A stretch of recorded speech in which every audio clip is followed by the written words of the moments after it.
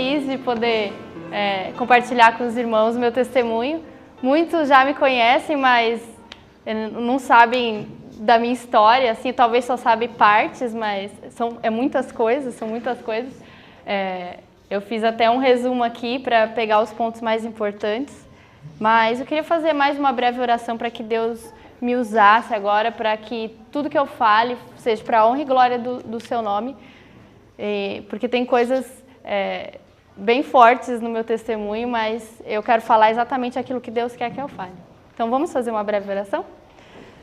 Senhor Deus, amado Pai, eu quero te agradecer pela oportunidade de poder compartilhar o meu testemunho, o testemunho da minha vida que o Senhor escolheu que eu tivesse. E eu peço que o Senhor derrame o teu Santo Espírito sobre todos nós que estamos aqui, que o Senhor fale através de mim, que o Senhor guie as minhas palavras e que tudo seja para a tua honra e glória. Em nome de Jesus. Amém. Bom, eu vou começar do comecinho, né? Eu vim de uma família, eles eram cristãos, mas a minha mãe era cristã, mas não frequentava nenhuma igreja, nenhuma religião em si, mas ela cria em Jesus. Só meu pai, quando ela casou com ele era ateu. E ele até não quis casar com ela na igreja, tudo porque ele tinha um pouco de receio desse negócio de religião, né? E então eu vim de uma família assim, o pai ateu, a minha mãe não tinha religião nenhuma, não estava frequentando, mas ela cria em Deus. E sempre teve uma fé assim muito grande, a minha mãe, apesar das dificuldades que ela teve em relação à religião, já da minha avó, já de família muito antiga assim, não seguia uma religião, não tinham princípios assim como nós estamos acostumados. E então sempre teve muita briga, muita dificuldade, apesar de sermos do mundo assim, meu pai não bebia assim direto, ele só bebia de vez em quando, fumava, tinha esses hábitos. E aos 8 anos de idade, diante de tantas dificuldades que nós tínhamos na nossa casa, minha mãe começou a nos levar para o centro espírita, né? Não aqueles de Umbanda, mas era espírita do kardecista que eles falam, né? E com 8 anos eu comecei a frequentar esse centro espírita. E eles começaram a dizer que eu era médium, que isso daí é quando eles falam que você tem capacidade para receber espíritos. Aí eles falam, nossa, você é médium, é como se fosse uma coisa muito boa. E então, eu com 10 anos mais ou menos já comecei a receber esses espíritos assim. Mas eu sempre achava um pouco estranho, porque eu recebia, mas eu lembrava de tudo. Eu estava ali no momento, eu sabia que eu estava falando, mas eu não ficava apagada, igual muitos, assim, apagavam e nem lembravam depois, eu lembrava.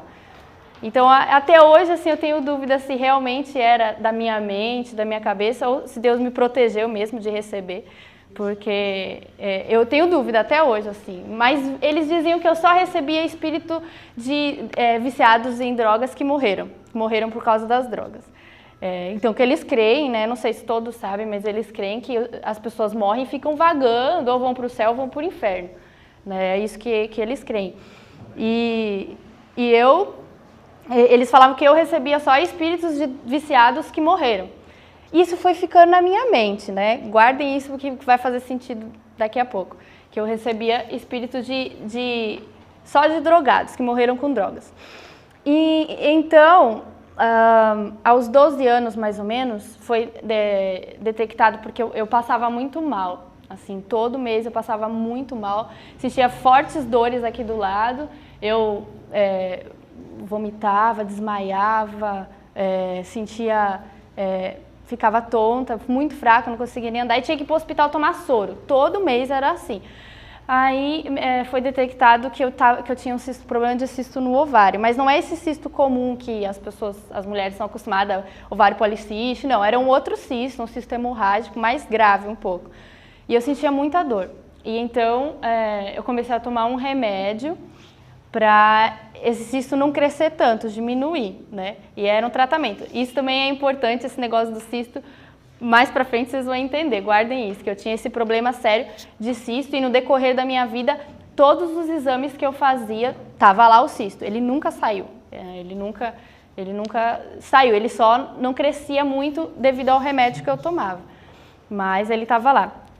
E, assim, mais ou menos dos 12 para 13 anos, assim, eu não lembro exatamente a idade, assim, certa, mas eu coloquei assim só para eu não errar, né? Mais ou menos dos 12 aos 13, eu comecei a fumar as bitucas de cigarro do meu pai. Por isso, pais, mesmo que não são adventistas, porque o vídeo está sendo gravado, né? Cuidado, porque os filhos são curiosos, mesmo que você fale para eles não fazer esse negócio de faça o que eu digo, mas não faça o que eu faço, não dá certo, né? Eu comecei escondido a fumar as bitucas de cigarro do meu pai. Ele sempre falava, não fuma, não pode, é feio, faz mal e tal, mas não adiantava, eu comecei a... E a gente também não... Eu tinha aquilo na minha cabeça, né? Eu só recebo espíritos de drogado e... como se eu soubesse que eu vou por esse caminho. E aí eu comecei a fumar as bitucas na rua também, a pegar, assim, coisa louca, com 12 anos. E então, aí no colégio também conheci pessoas, assim... O inimigo sempre me rodeou, né? Então, eu conheci pessoas que bebiam, aí começaram a me oferecer. Eu aceitava tudo, porque eu não tinha princípios, né? Eu não tinha um princípio, assim, para abraçar e falar, não, isso aqui é errado. Eu tinha curiosidade, qualquer coisa que viesse, eu fazia. Aí veio a oportunidade de beber. Aí eu comecei a beber, tudo com 12, 13 anos, era bem novinha. Eu já nem brincava mais de boneca, já essas coisas para mim era de bebê, de criança. Eu queria fumar, eu queria beber, eu me sentia adulta, me sentia, né? E um vazio que tinha no meu coração, sempre, né, sempre teve esse vazio no meu coração, e isso é muito importante. É algo que faltava e eu buscava achar esse algo que faltava. E aí eu tentava achar no cigarro, tentava achar na bebida.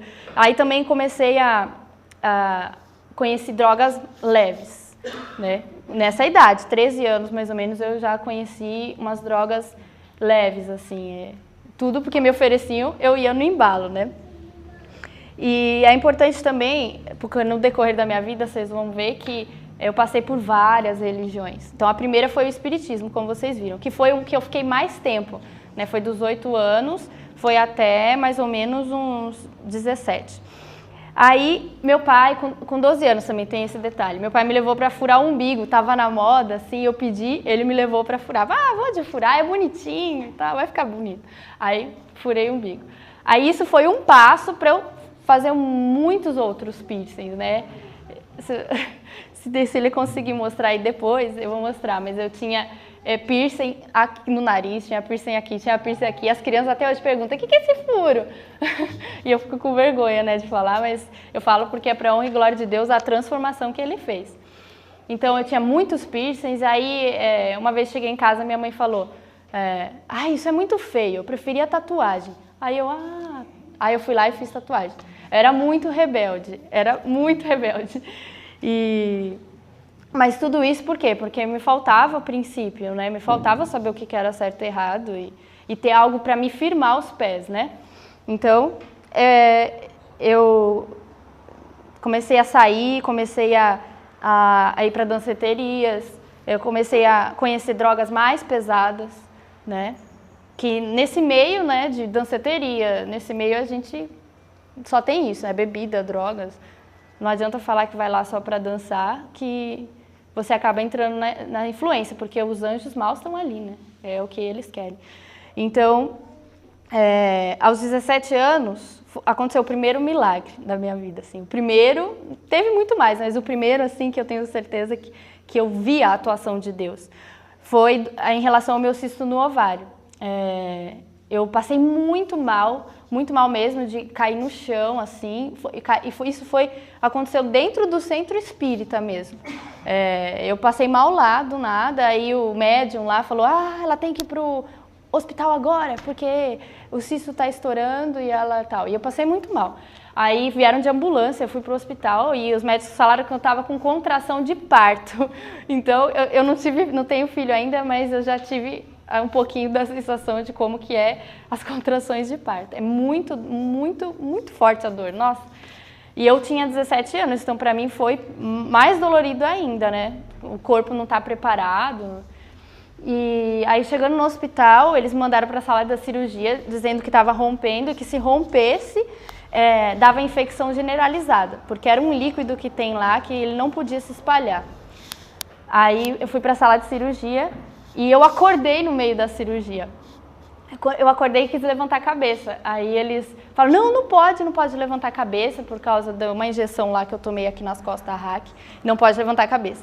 Aí eles me deram um negócio lá para eu dormir de novo, né? Só que nessa hora que eu acordei, eu acordei assim como se alguém me chamando. E eu senti eles mexendo lá. Não senti a dor, mas eu senti eles mexendo. Aí eu tô sentindo eles mexendo aqui. Foi horrível, nossa. Aí por isso que eles me deram mais anestesia para eu dormir.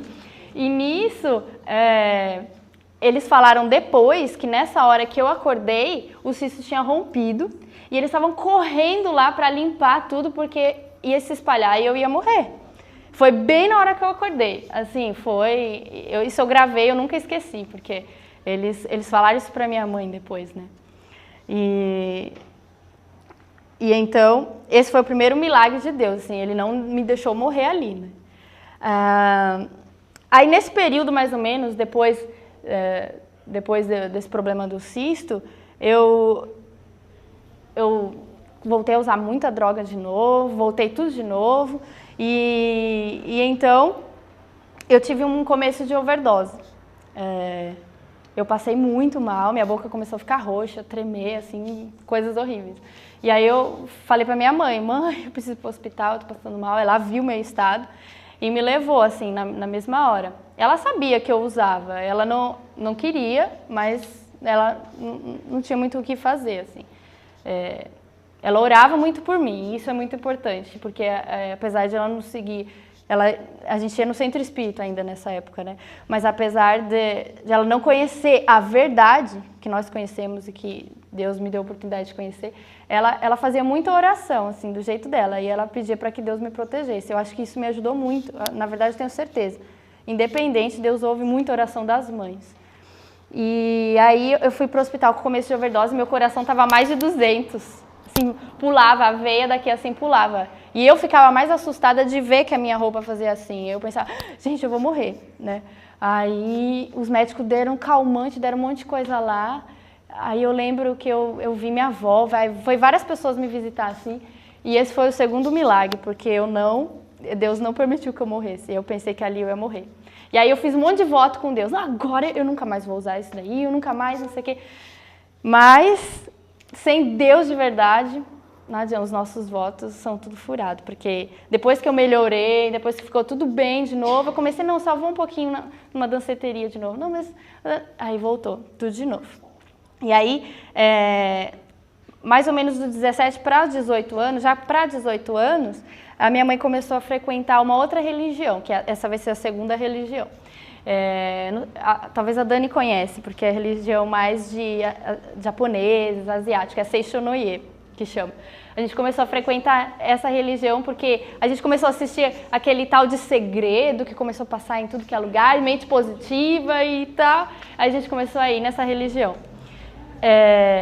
A única coisa é que exalta muito o homem, né? Como você tem o poder, você crê, você acontece e tal. Essa é a diferença. Mas... apesar de tudo, me ajudou um pouco, porque eu comecei a aprender a orar. Eu não orava, eu não falava com Deus. Eu aprendi a orar nessa religião, assim, porque eles rezavam, né? Eles falavam rezar. Rezavam para mortos, rezavam para um monte de coisa. Também criam, é a mesma coisa do espiritismo, assim, mas é um pouco diferente. É que você tem o poder. E eles falam que o pecado não existe, eles falam. E isso ficou muito na cabeça dos meus pais, que o pecado não existe, né? E eu até li um livro que falava sobre isso. Mas essa foi a segunda religião. E assim, eu nunca, apesar de ter passado por essas religiões, sempre assim, continuava vazio. Continuava faltando algo, eu voltava sempre a fazer as coisas que são prejudiciais, né? Eu voltava a usar droga, voltava a beber. E aí, nesse período, assim, mais ou menos de 19 anos, aconteceu um outro milagre, Esse daí eu fiquei bem assustada, porque eu vi que foi o poder de Deus, assim, com certeza, sem dúvida. A gente estava usando droga, né, algumas pessoas, e aí uma pessoa ficou muito, muito fora de si. E ele pegou, quebrou uma garrafa de vidro, quebrou assim, e veio no meu pescoço e falou, agora eu vou te matar. Tava fora de si. Acho que Satanás deve ter incorporado nele. E me colocou na parede e falou que ia me matar. E veio enfiando a garrafa aqui. E nessa hora eu falei assim, meu Deus, se o Senhor existe, me livra disso. Só isso que eu falei. Eu não falei mais nada. Na hora que eu falei isso, em pensamento ainda, na hora que eu falei isso, ele fez assim, soltou a garrafa no chão, sentou, como se assim, o inimigo saiu do corpo dele naquela hora. Essa vez comecei a crer que Deus existia. Eu comecei porque eu orava na Seixonoye, eu orava, mas eu não sabia se Deus estava me atendendo mesmo, se Ele estava ouvindo. No fundo, eu tinha dúvida, eu criei evolucionismo, eu nunca abri a Bíblia, então...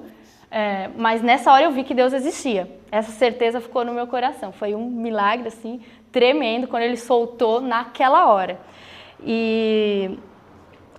Mas, aí, depois de um tempo, de novo, eu fiquei com medo de me envolver com essas drogas de novo, que eram drogas muito pesadas. Eu comecei a vender coisas em casa para usar, né? Não vale a pena nem falar. E então, eu conheci umas drogas que eles usam nas baladas, nas danceterias, né? Que são os comprimidos que tomam. É muito forte mesmo. Às vezes eu queria voltar ao normal e eu não conseguia. E nisso eu estava pesando 40 quilos. Pensa, eu já sou magrinha, mas eu pesava 40 quilos. Eu estava definhando, assim, definhando. A minha mãe falava assim para mim, você vai morrer, você não vai viver até 20 anos. Ela falou isso para mim muito tempo. Muito tempo. E se minha mãe assistiu o vídeo, ela sabe. Ela falou muito tempo que eu não ia viver aos 20 anos, mas não que ela estava desejando isso, é porque ela via a vida que eu levava. Ela falava, essa menina não vai durar. E então, quando eu estava para fazer meu aniversário de 20 anos, eu fui numa danceteria grande, assim, e eu bebi, eu usei droga e tal. E assim como no Espiritismo falava para mim que eu só recebia espírito de drogado, que eu ia ser uma drogada, e foi o que aconteceu, eu pensava, minha mãe fala que eu só vou viver até os 20 anos, e eu vou morrer então agora. E eu usei um monte de coisa, é como se eu tivesse preparada já para... Eu não tinha esperança de vida, né, que tem eu morrer. Usei um monte de coisa. Aí, só que eu tomei um comprimido de uma droga lá, que eu não sabia que era a droga que eu usei, que é LSD. Quem sabe, depois que minha mãe foi pesquisar, está escrito que é a droga mais potente que existe. E eu não sabia que era isso. Era a mais potente. Ela fica uns 6 anos no organismo. E eu não sabia disso. Eu estava lá na alegria e tomei inteiro. Aí depois eu fui perguntar para alguém, mas por que eu estou assim? Eu quero ficar normal. E aí essa pessoa falou, você tomou inteiro? Não pode. Aí eu pensei, pronto, agora que eu vou morrer mesmo. Eu não vou durar até os 20 anos. Eu pensei que eu ia morrer. E aí fiquei assim, nessa hora ainda eu não passei mal, eu simplesmente fiquei em outro planeta, assim, as pessoas todas viraram outras pessoas. E aí eu fui pra casa, consegui chegar em casa, liguei pros meus pais chorando, eu queria voltar ao normal e eu não conseguia. E me deu um desespero.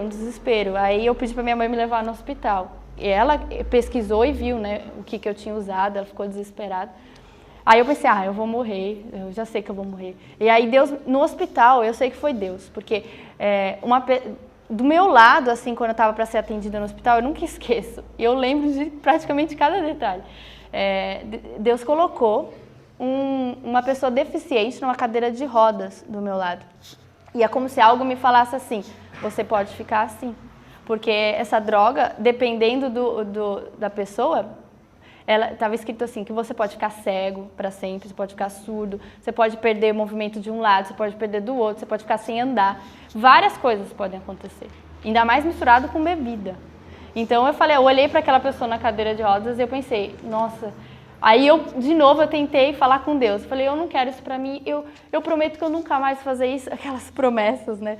Mas Eu pedi para Deus que não me deixasse, que eu queria casar, eu queria ter uma família, eu tenho sonho, eu não queria mais aquela vida. Eu queria mudar de vida, mas eu não conseguia. Eu falei, eu não consigo, toda vez eu volto, sabe? Eu não consigo. E aí os médicos me deram um monte de coisa lá, aí eu lembro que eu dormi. Minha mãe disse que eu dormi umas 8 horas sem acordar. Ela pensava que eu não ia acordar. Mas aí eu acordei. Pela graça de Deus, eu acordei. E quando eu acordei, é como se eu tivesse acordado uma outra pessoa. Aí sabe o que eu penso? Eu tenho certeza. Que isso que minha mãe falava, que eu não ia viver até os 20 anos, no fundo, foi verdade. Aquela Ariane não viveu até os 20 anos. Porque dali pra frente, acho que aquela oração também que eu fiz, as orações da minha mãe, algo mudou, alguma coisa mudou. E eu comecei a ouvir Deus falar comigo, eu nunca tinha escutado. Eu sabia que ele existia já, mas eu nunca tinha escutado ele falar comigo. E eu comecei a ouvir ele falar comigo. E... deixa eu ver, que eu só estou esquecendo de alguma coisa. Tá. Aí, nesse período, eu tinha pedido, né, que eu queria que Deus me libertasse, mas eu não conseguia sair daquilo, que eu queria mudança, eu queria mudar. Aí, aconteceu a primeira mudança, bem logo depois disso tudo. Meus pais se mudaram para Florianópolis. E todo esse tempo, a gente morava em São Paulo. E vocês sabem, na grande São Paulo, na grande capital, como é que é São Paulo, né? São Paulo é uma loucura, a gente morava no meio da loucura mesmo, né? E tinha favela por perto, muita coisa assim. Então, eu tinha aqueles amigos, aquelas amizades, eu não conseguia me desvencilhar, eu não conseguia fugir. Eu queria fugir, eu queria sair, eu sentia um vazio, sabe? Mas eu não conseguia. Teve uma vez também, que eu até esqueci de contar, que eu estava dentro de uma danceteria, isso depois dos 20 anos. Depois dos 20 anos, do que Deus estava falando comigo. E eu tive uma visão dentro de uma danceteria. Eu não estava querendo usar mais droga nenhuma, então eu estava lá, eu não vou usar nada, eu só bebi um negócio lá, eu não quis usar nada. Para mim já era uma vitória, porque toda vez eu usava. E aí eu tive uma visão dentro da danceteria. Eu vi assim como se um lugar bonito, diferente dali, e eu tinha o sonho assim de poder casar, de ter família. Esse era o meu maior sonho, né? De casar, conhecer uma pessoa de Deus, uma pessoa fiel, que no mundo a gente é muito, muito raro isso. Então esse era o meu sonho.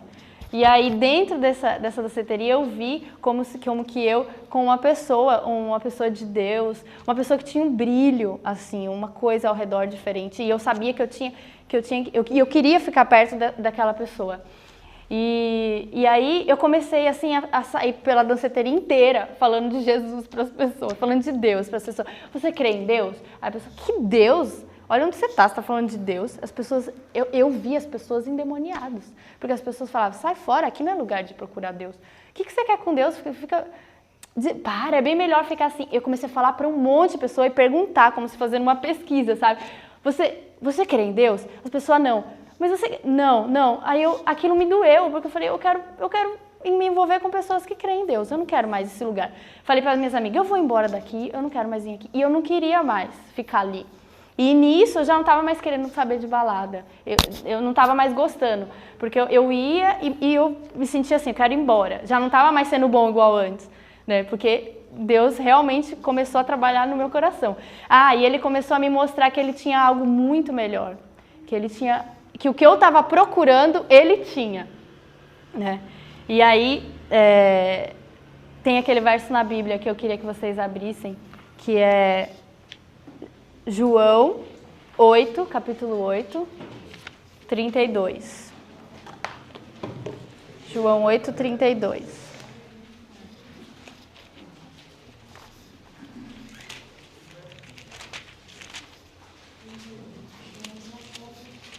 João, capítulo 8, verso 32.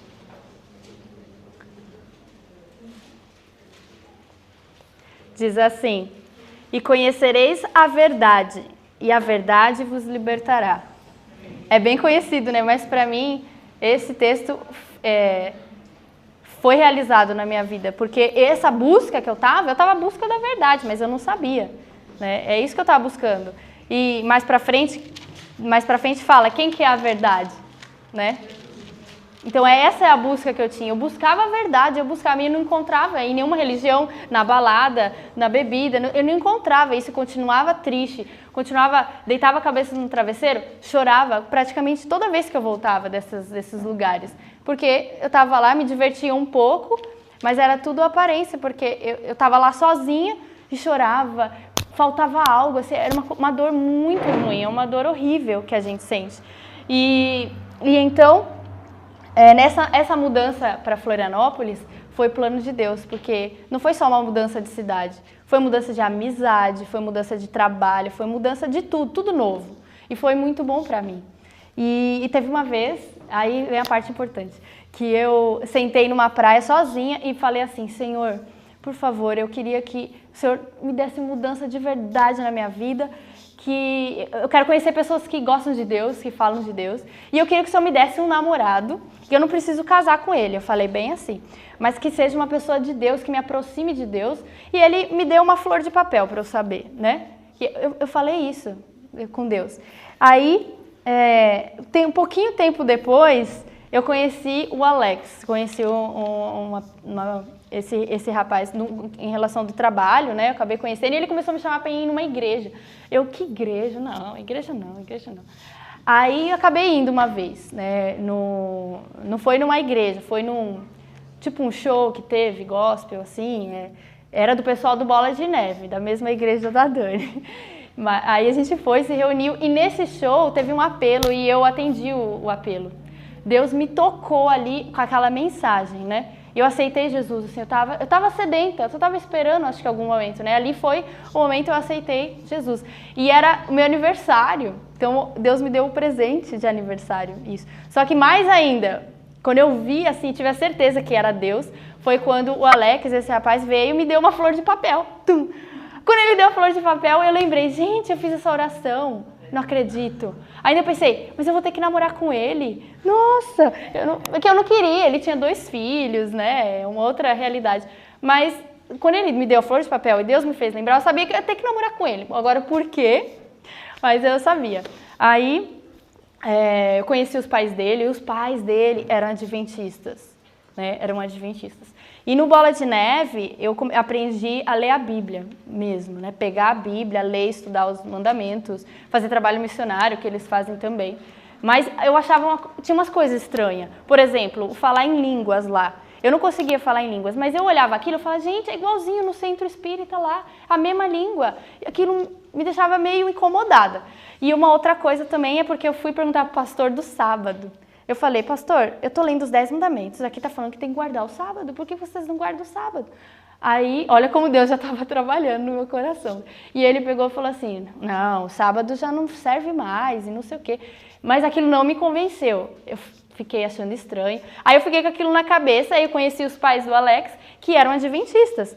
Quando eu entrei na igreja adventista, eu entrei com aquelas roupas do mundo, cheia de piercing, cheia de tatuagem, bem maluquinha, Só quem me conheceu sabe que eu era muito diferente. Quem me vê assim pensa, ela nasceu na igreja. Não, eu era bem maluquinha. Aí eu entrei na igreja assim, ninguém ficou olhando pra mim e me medindo. As pessoas me abraçaram, as pessoas, oi, tudo bem? Seja bem-vinda, vem cantar com a gente. Eu me senti amada e aquilo, como eu era do mundo, uma família, meu pai era ateu, não cria em Deus. E a gente não, lá em casa a gente não era muito carinhoso, assim, então... Quando eu vi isso, eu me senti muito tocada, assim, porque eu falei, gente, eu me senti amada, né?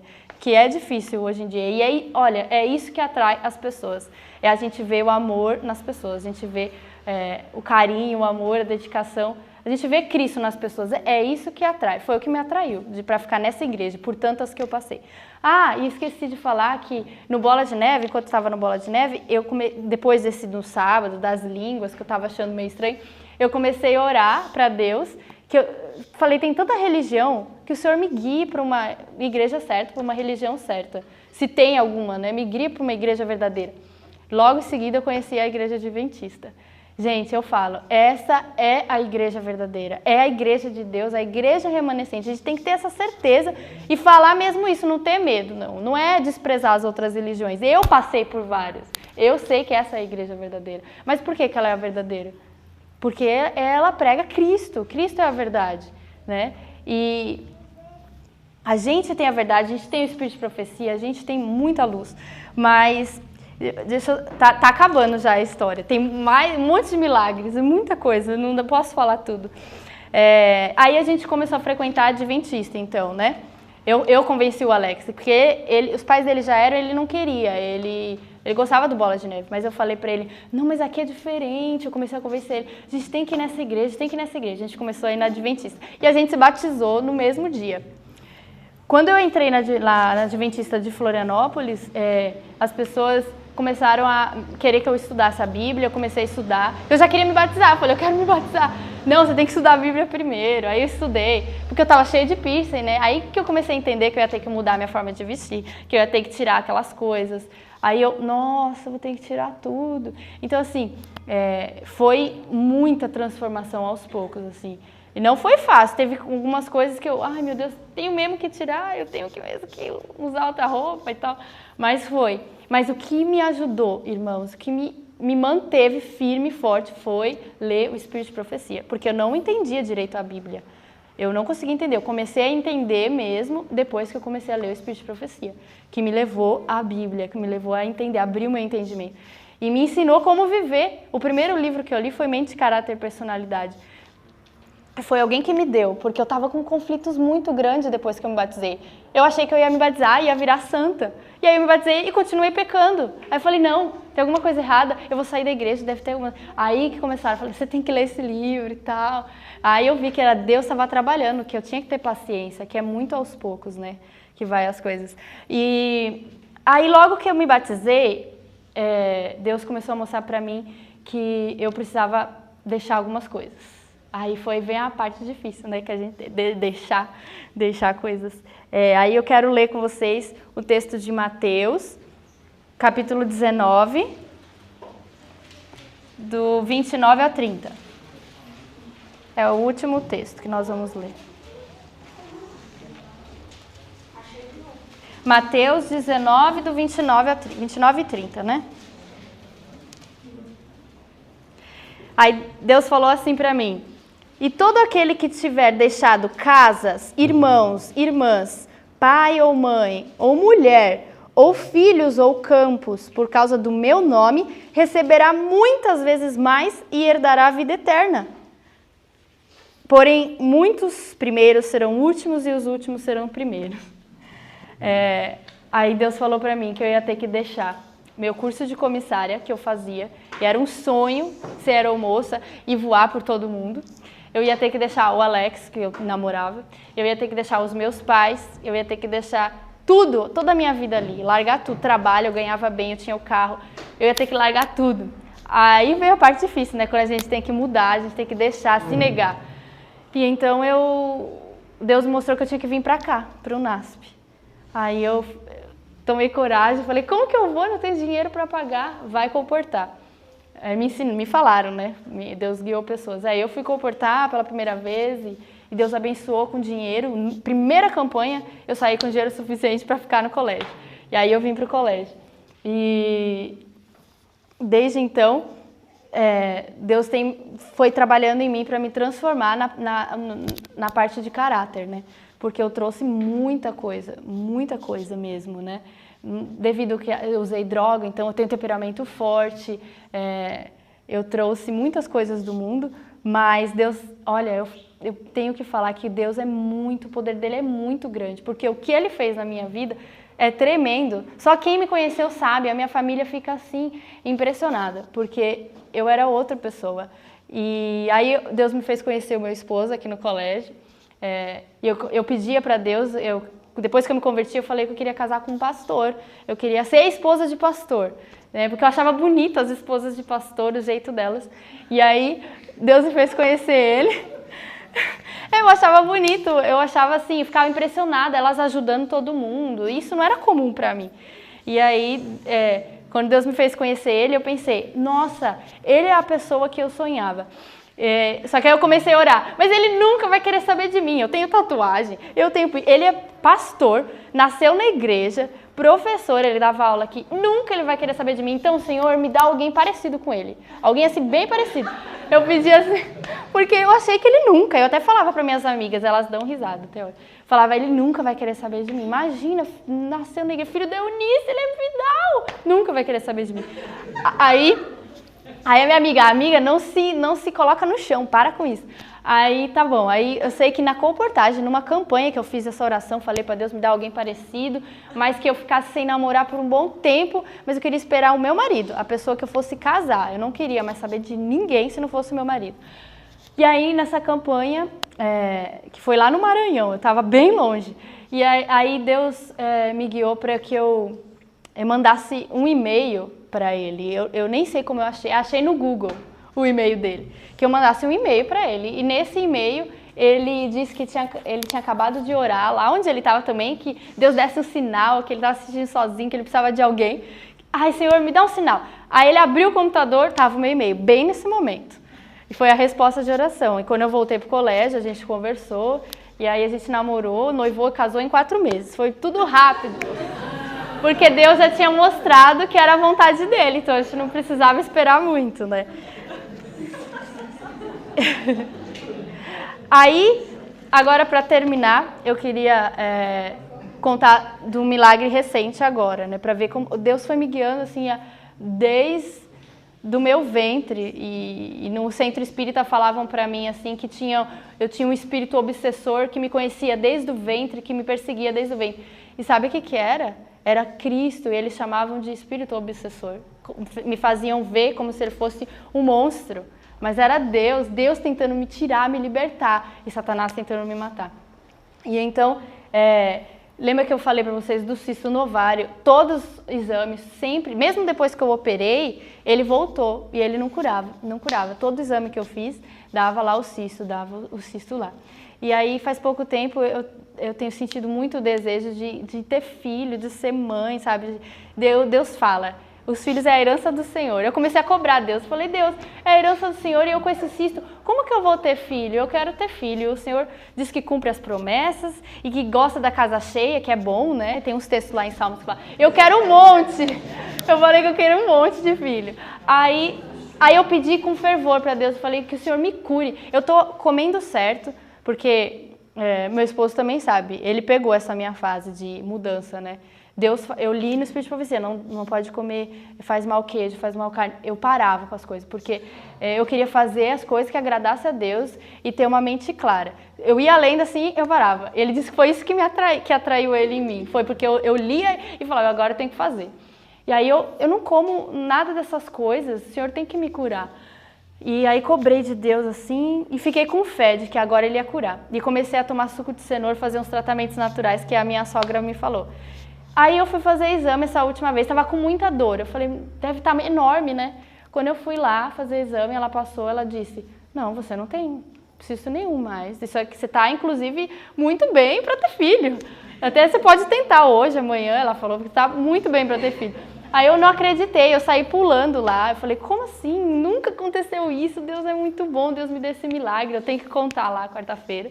E pode ser que daqui uns dias eu venha contar que eu tô grávida, viu? E é um milagre, viu? Porque com tudo... Ah, eu esqueci de falar, ainda tive uma doença no útero uma vez que era incurável. Eu não tinha cura essa doença. E aí eu pedi para Deus, eu nem era de igreja nenhuma, eu só falei que Deus me curasse, que eu queria uma família, eu queria ter filho. E Deus me curou. Eles fez o exame de novo, eu não estava mais. Aí eles, não, tem alguma coisa errada, essa doença não tem como.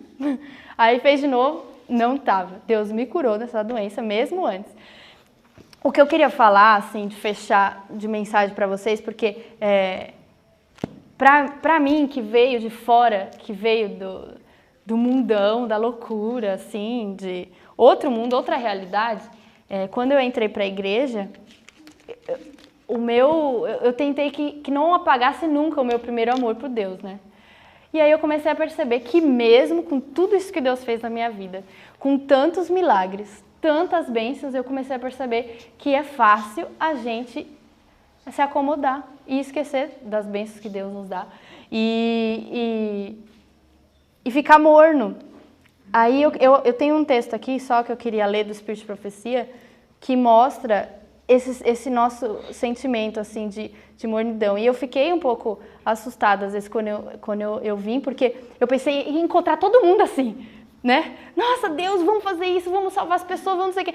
E aí eu vi muitas pessoas acomodadas, inclusive eu acabei me acomodando também. Ainda mais aqui, nesse lugar, tudo bom, tudo bonito, tudo fácil, mas é fácil acomodar. Aí tem um texto aqui no Testemunhos para a Igreja que Deus tem falado muito comigo. E essa mensagem, quando eu orei, Deus falou que eu queria que eu finalizasse com ela. Que é no Testemunho volume 3, capítulo 27.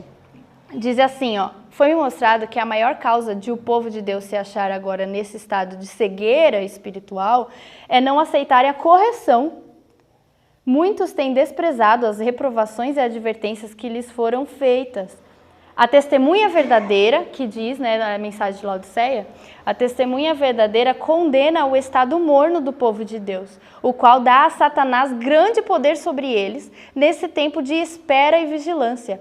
Os egoístas, os orgulhosos e os amantes do pecado são sempre assaltados por dúvidas.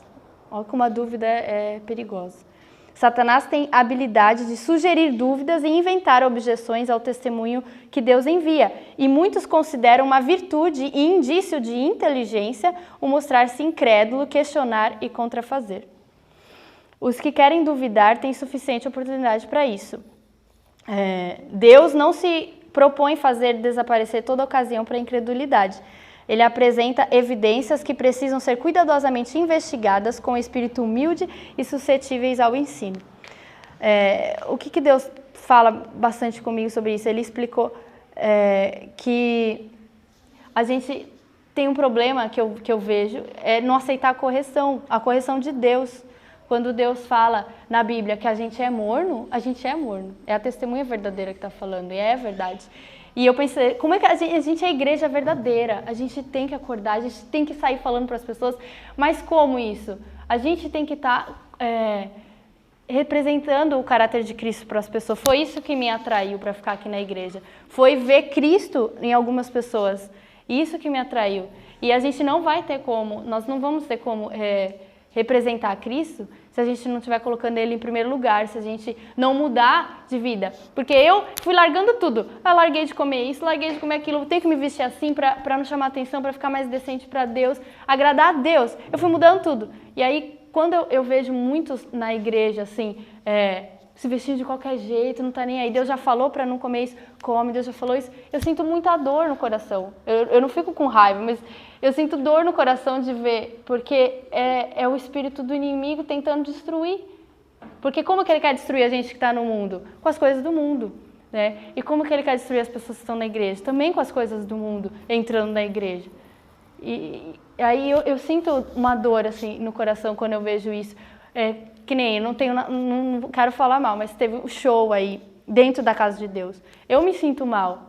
Eu me sinto mal porque eu ia para show, tudo que é show, e balada e tal, e festa.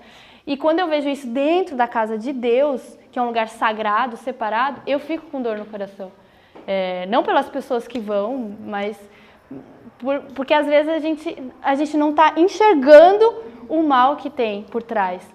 Né, isso está acontecendo na casa de Deus, que é uma casa de Deus santo. Santo é separado. Não teria problema de fazer em outro lugar, no teatro, mas dentro da casa de Deus eu não conseguia entrar ali quando estava ali. Porque eu falei para ele assim, isso aqui me lembrou o mundo, isso aqui... Não, eu não vou ficar aqui. Eu não consegui. Então, podem pensar assim, ela é extremista, não. Mas eu peço a Deus todo dia que me dê o equilíbrio certo, sabe? O amor pelas pessoas, acima de tudo, e o equilíbrio. Mas a gente não pode se conformar com o mundo, com as coisas do mundo e com os pecados que estão acontecendo.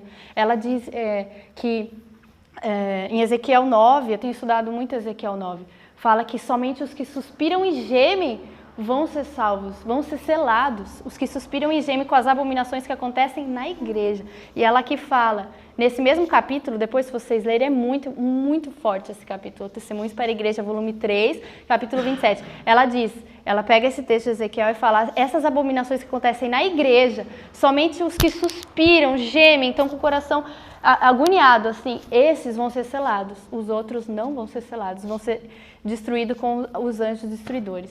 Quem tem estudado Ezequiel 9, eu tenho estudado muito, e eu vi isso. Então eu pensei, será que eu estou errado em pensar assim, né? E aí Deus me mostrou Ezequiel 9, que não é esse o sentimento que a gente tem que ter. A gente não pode, não é tudo bonito, tá bom, tá certo, se conformar. A gente tem que suspirar e gemer pelas essas abominações. Mas, acima de tudo, amar os nossos irmãos, tentar estar unidos uns com os outros, não ficar, se afastar porque está acontecendo isso, agora eu não vou mais na igreja. Não, de forma alguma, essa é a igreja verdadeira. Eu creio, essa é a verdade. Eu nunca vou me afastar da igreja, mas eu não posso me calar quando Deus me põe esse peso, porque eu estive do outro lado e eu tenho que falar para que a gente tenha o coração assim, não conformado, não nos conformeis com o mundo nem com esse século. Essa era a minha mensagem. Eu até pensei assim, o Senhor quer mesmo que eu fale isso? O que tem a ver com isso? Deus falou, não, eu preciso que você fale isso, porque é algo que estava me incomodando assim, esses dias e que me lembrou do meu passado, me lembrou tudo, né? Então, espero que o meu testemunho seja útil para muitas pessoas, para reavivar a todos nós, a mim também, porque quando eu falo ele, cada vez mais eu fico fortalecida e vejo que Deus é tão poderoso, tão amoroso, né? Eu só achei o texto que eu falei, é só duas frases, olha só como é forte que ela fala no Testemunhos para a Igreja. Notem cuidadosamente esse ponto. Os que receberam o puro sinal da verdade, neles gravado pelo poder do Espírito Santo, representados pelo sinal feito pelo homem vestido de linho, que lá fala que é o selo de Deus, tá? É o selo de Deus. Esses são os que suspiram e gemem por causa de todas as abominações que se cometem na igreja. Só para não ficar assim, uma coisa que eu falei, mas que Deus está falando, né? E aí ela fala assim, seu amor pela pureza e pela honra e glória de Deus é tal e tão clara a visão da excessiva malignidade do pecado que são representados como em agonia, suspirando e gemendo. Leiam o 9º capítulo de Ezequiel. Então assim, não quer dizer que é um povo que está triste, suspirando, não é isso. Mas que diante do pecado, da malignidade do pecado, por menor que seja, esse povo suspira e geme, não está conformado, não é um povo conformado. Só esses vão ser selados. Então que Deus vivifique a tua igreja, vivifique a cada um de nós, porque nós somos a igreja, né? Então eu vou fazer a oração. Senhor Deus, amado Pai, estamos felizes, Senhor, porque estamos na igreja verdadeira. Porque o Senhor nos escolheu para pregarmos essa verdade para outras pessoas. O Senhor me tirou do mundo, assim como muitos outros, para levar salvação às pessoas, para representar o Teu caráter para as pessoas. Que o Senhor nos dê forças, nos dê o Teu poder para que possamos fazer isso, Pai. E que o Senhor possa voltar e que nós, Pai, estejamos selados, Senhor. Nos ajude a não nos conformarmos com o mundo, não nos conformarmos com o pecado, por menor que seja na igreja, seja na nossa vida, mas que a gente possa suspirar e gemer, Pai, para podermos ser selados. E também que a gente não venha a ser críticos, mas que a gente ame o nosso próximo, e se alguém estiver em erro, que a gente vá falar com a pessoa em amor, Senhor. Em nome de Jesus, nos dê o Teu poder e Teu Santo Espírito. Amém. Amém.